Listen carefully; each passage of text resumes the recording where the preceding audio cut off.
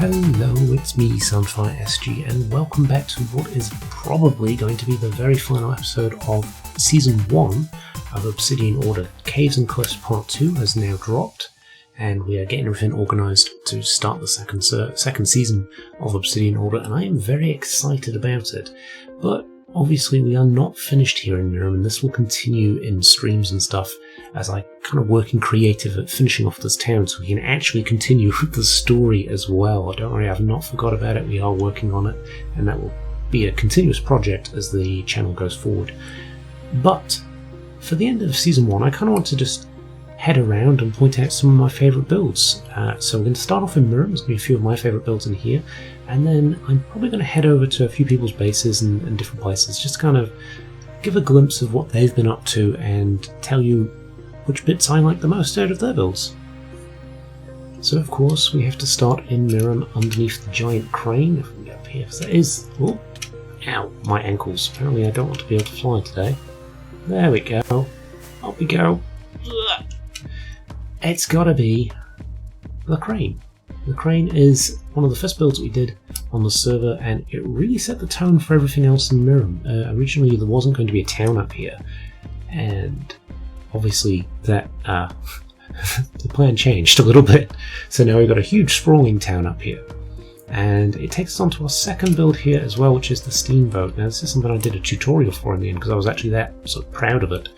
I love how this turned out, and it's just, there's something nice about it, and there's something very quaint about it. And then we'll move on to the second to last building here in Mirram, because we're going to go to the Cathedral. Now I'm going to show you around all of this because it is immense. If you want to check that out, go and check out Adela Butterfly's tour of my sort of whole, my base in Mirram, the entire base that we went around. Now I love this cathedral very much. It was definitely the biggest project I've done in Minecraft for a while, and I do love that we've got a nice little map room in here.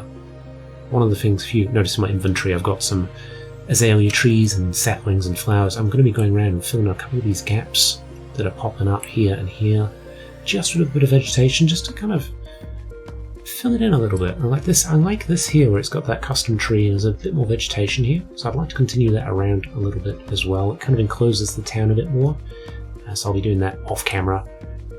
But if we go from the cathedral, we'll head out to the final build I kind of want to talk about here in Mirram,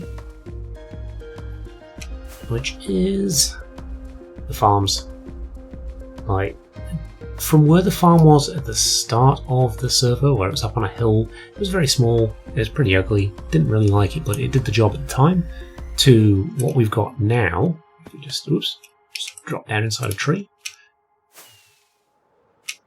To what we've got now, like the extensive flower farms, the huge crop farm on a separate island. I adore this. Like this is one of my favourite views. When Munchies was on the server, flying back from Munchies base and coming into the town this way, I don't know, it filled me with joy. I think it's just the flower farms. If I do something similar in Season 2, please don't hate me. Like I just really like how it looks. The tilled land with the flowers on. Yeah, I really enjoy that.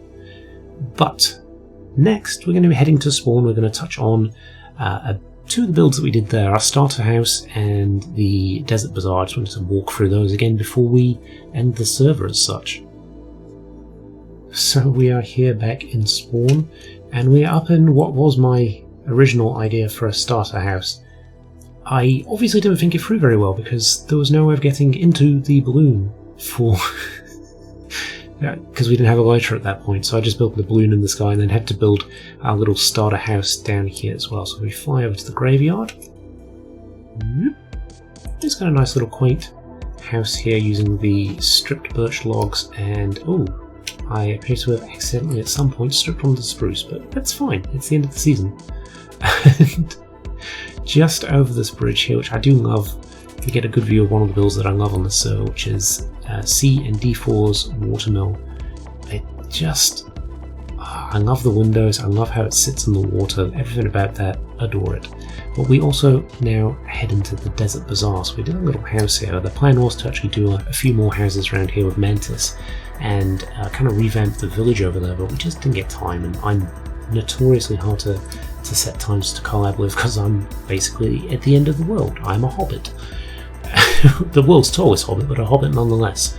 So this is the Desert Bazaar, and this was kind of outside my build style, but just tinkering away and ticking away at it on a couple of streams kind of gave me a bit more option, a bit more time to play around with it, and I'm very, very happy with how it turned out. But I think that's it for my builds on the server, so now I'm going to go head around to different places and kind of show you what a few other people were up to and what I love most about it. And of course we have to start with crafting Mantis's crazy, huge starter base.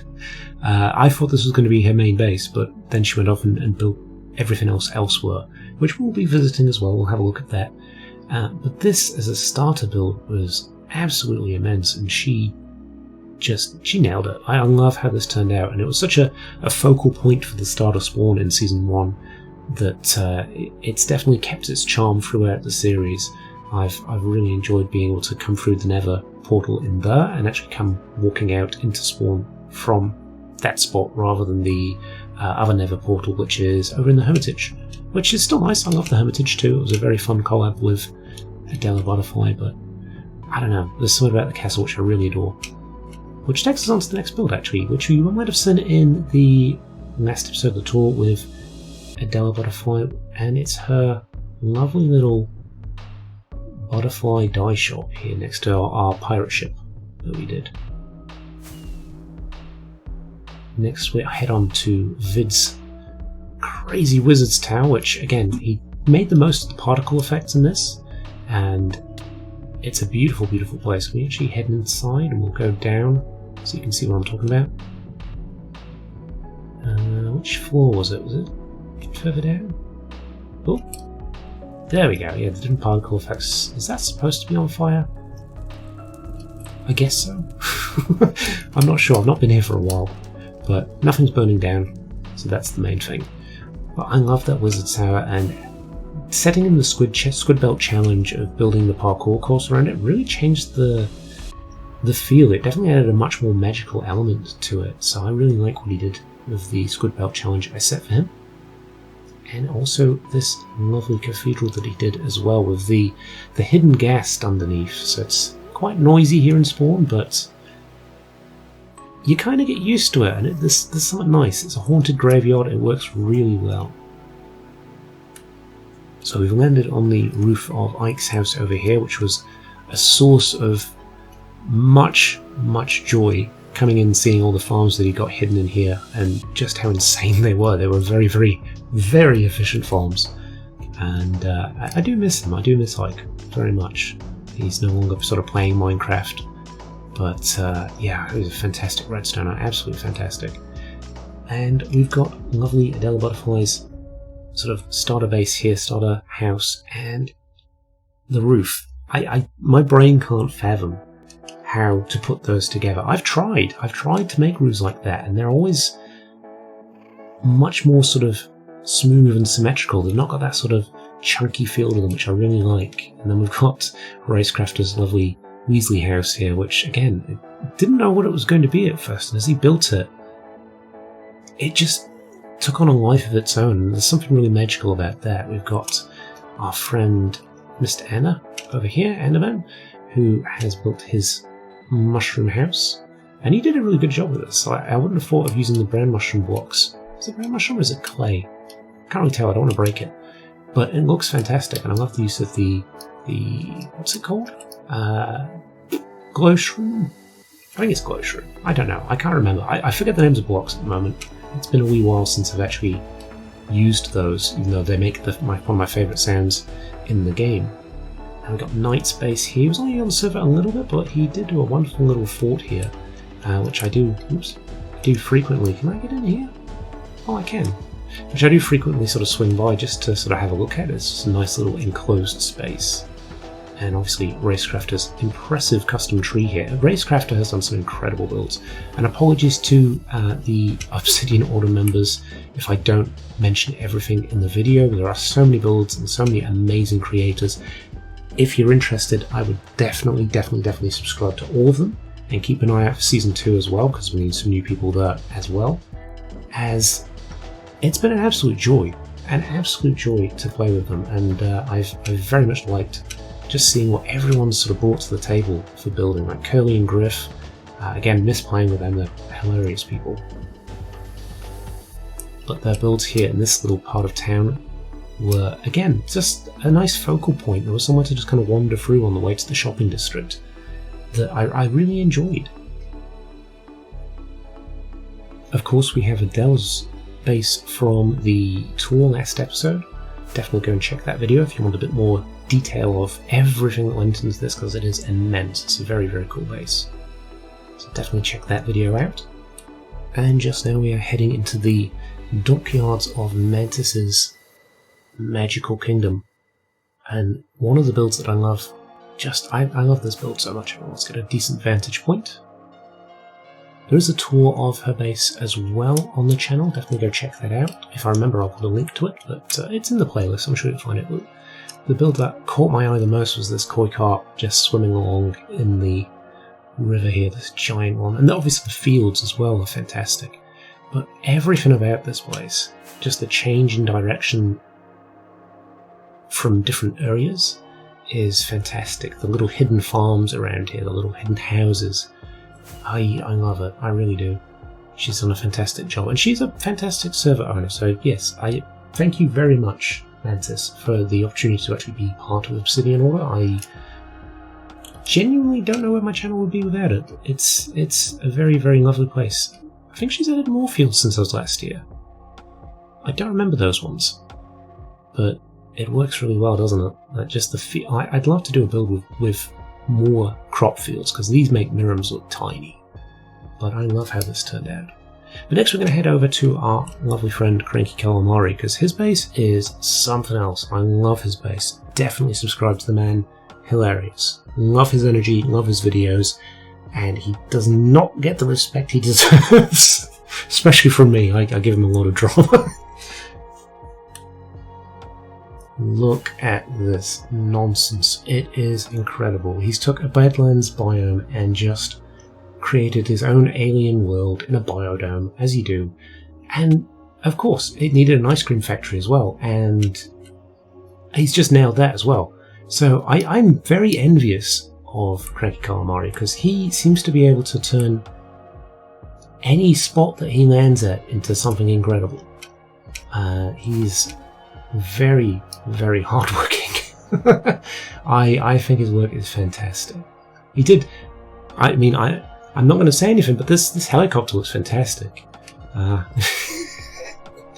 If you're wondering, that is my design. That he said, "Can I use it?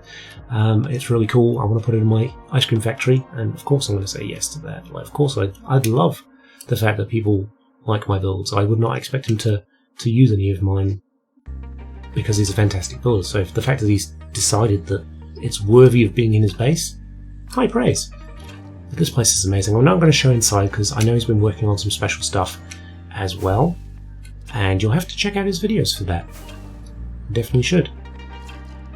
And now we are back in Mad Dog's plateaus. Now I'm not going to spend too much here, because I did do a tour fairly recently, but the man's work rate is crazy. Like, I feel like Mirram is a big project, and then I come here and see all he's done. I just feel like I've not been productive enough at all. But the place is stunning. Definitely check it out. Definitely subscribe. I love it here. There's something different. There's always something new, something to catch your eye, and it's highly worth a visit when the world download comes out. And of course I have to stop by Foxy's Megabase. She was turning this ocean monument into a fishbowl, and she succeeded. I love how this came out, I love how it looks, and I am going to miss playing Minecraft with her on the server. But the reason I came here was to this lighthouse. I do love the lighthouse and the little walkway that she had leading up to her small storage area. There's something really nice about it. I don't know what it is. Like, there's just this, like, when you come out the portal and you see that sort of traditional red and white lighthouse, it just works. I like it. I like it a lot.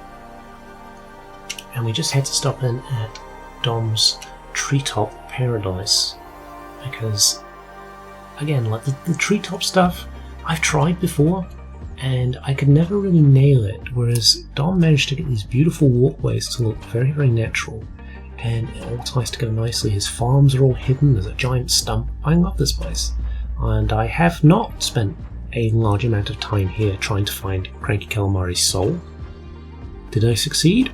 Oh, I don't know. And now we swing over to Buckmans Place. Now I remember flying past before he joined the server and seeing this area and thinking, wow, this would be a really cool place for a base, and he has come in and absolutely nailed it. Now obviously if you want to see any of this stuff, he does a lot of his work on streams, so check out the links below and make sure you don't miss one, because it's very, very entertaining. I love what he's done with the place. I frequently come out this way just to kind of explore and see what he's been up to, because I don't always get a chance to see the streams with my time difference, but I love it here. And to finish off the episode, I wanted to head over to the new area, the 1.17 area, just where we've got our modern house. Now I do want to mention as well, apologies to Avalar, Shadow Cell and Enderman, I don't actually know how to get to your base, so apologies if I've missed some of your stuff on the server, but I am looking forward very much to building and creating some wonderful Minecraft content with you next season, which is very, very soon.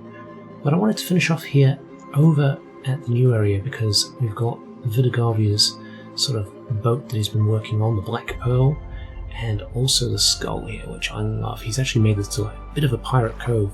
So again, if you want to check out anybody that's been mentioned in these videos, they are down in the description below. But yeah, I don't know, it's just really nice and really kind of creepy about being inside a giant skull. But I absolutely love what people got up to. There's quite a few nice builds on the new area, so definitely ones to check out. And this place is full of farms as well, so it is very well put together. Now, can I fly? Can I not fly? Probably not. Of course not. That'd be far too simple, wouldn't it? There we go. But yeah, that's basically everything I can think of off the top of my head for just beautiful builds, things that I've seen on the server that other people have created that I just absolutely love. So I appreciate everybody that's watched these videos for Season 1 as the sort of year and a bit's gone on. Your support makes the channel, I appreciate you very much. And definitely, if you've seen anything you like, definitely check out the creators that I work with below. But thank you all for being with us for Season 1. I look forward to creating some new and interesting stuff for Season 2. So I shall see you when that eventuates, which will be next week sometime. Bye for now.